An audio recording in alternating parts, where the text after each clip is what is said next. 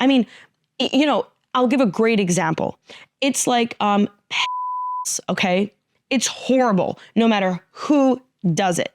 But when you hear the stories of the priests engaging in pedophilia, it takes it to a next level because it is an absolute breach of trust. It is an absolute violation. So when you're hearing that the governor of a state who has seen extreme levels of violence, not just since the infighting began, not since El Mayo's abduction, but for decades, since the war on drugs began in the first place, since the Guadalajara cartel kind of fragmented and Sinaloa became a hotspot, you're telling me that this person in charge of maintaining a free society, a safe society, is profiting off of the very groups that are terrorizing the people he's meant to protect? That's absolutely insane. And like I said, it is a complete violation. So yeah, I'm going to name him, and I'm going to keep naming all of the people that I believe and that I'm told are breaching their due diligence to keep people safe. Okay, similar vibes, different state, different ex-governor now. It's Enrique Alfaro Ramirez. He was the previous governor of Jalisco, the very state where the CJNG extermination camp was found at Rancho Izaguirre, which was 58 kilometers outside of Guadalajara, the capital city of the state. This guy, Enrique, was governor of Jalisco when the National Guard and the Fiscalia allegedly uncovered this ranch months before it was brought to the public's attention. Now, I bring this up time and time again. Why?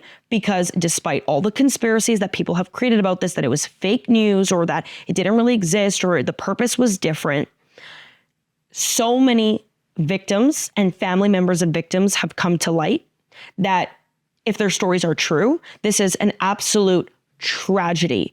And it goes down as a tragedy in Mexican and North American history. Because how is it possible that a camp that basically mirrors that of something that could have happened in the Holocaust was existing in almost plain sight? Like, I know that it was secluded, but it wasn't that far from a densely populated capital city. And to think that the National Guard and the Fiscalia, the state, was there.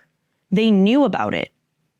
They had to have seen the evidence of people being there, of suffering. You had underground ovens, which people try to dispute, but the personal belongings speak volumes.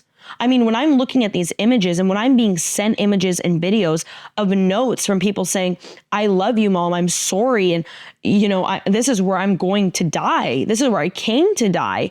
You're seeing the shoes. You're seeing girls' backpacks, like a pink duffel bag with Disney princesses on it, and absolutely no evidence of where these individuals are.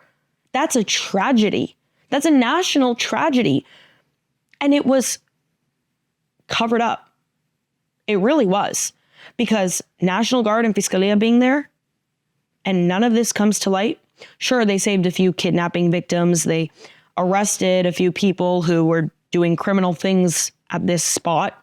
But then the ranch was just left there.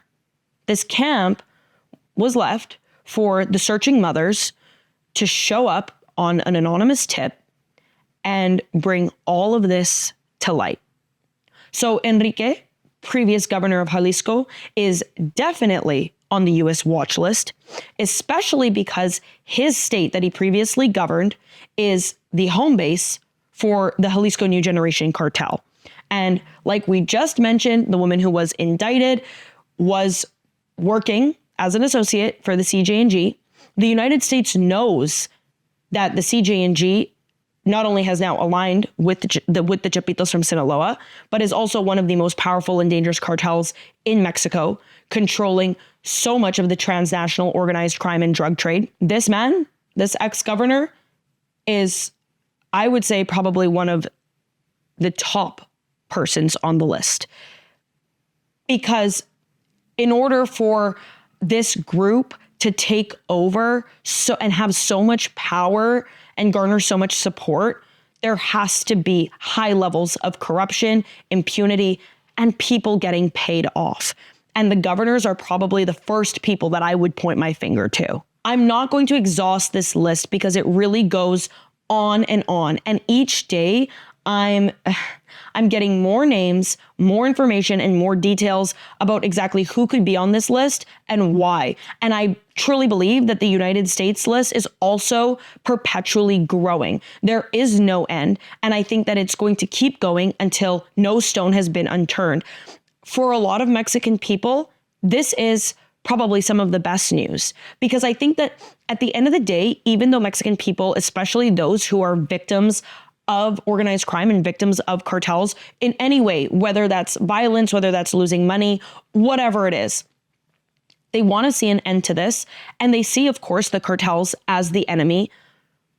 But when the very person who's meant to protect you and write policy that is supposed to give you a solid quality of life is also infiltrated by these violent groups, I think those people, those high-ranking authorities, become public enemy number one. At least that's the way that I would perceive the situation, especially based off of a lot of the responses that I got on social media after publishing this list.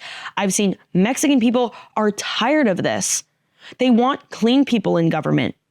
And in a way, the United States is kind of trying to do that for them. Let's get into the nitty-gritty of where I think the US is hitting these cartels the hardest, and that's the money. Because if the US steps in and really scopes out all of these shell companies, money laundering schemes, remittance apps, crypto business, anything that is allowing the cartels to move and grow their money, that's where the gloves are off. Honestly, that's where it ends. Because without money, these groups fail. I mean, their number one motive, other than power, is financial gain. And so the US is doing this, and I think this is where it's going to hit them the hardest. It's also going to hit those very politicians that I mentioned the hardest, because a lot of these people on the list have US-based shell companies that is allowing them to profit and clean money and basically conduct business as usual. And so once they lose access to that, whether it's the politicians or the cartels or any associates to organized crime, it's over for them.